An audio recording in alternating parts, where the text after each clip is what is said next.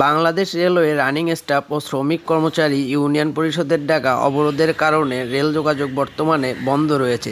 এরই ধারাবাহিকতায় লালমনিরহাট রেল স্টেশনে গিয়ে দেখা যায় কর্মচারীরা দাঁড়িয়ে থাকলেও দাবি আদায় না হওয়া পর্যন্ত তারা কাজে যোগ দিবেন না।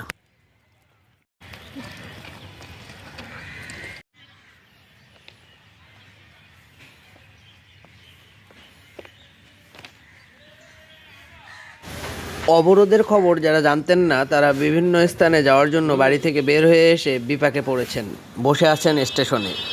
রেল যোগাযোগ স্বাভাবিক না হলে বিকল্প কিভাবে গন্তব্যে পৌঁছানো যায় সেটি নিয়ে তারা ভাবছেন নতুন করে।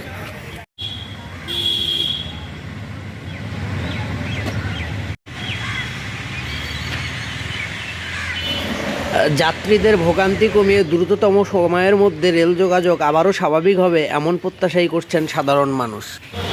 পিন্টু কুমার সরকার, লালমনিরহাট।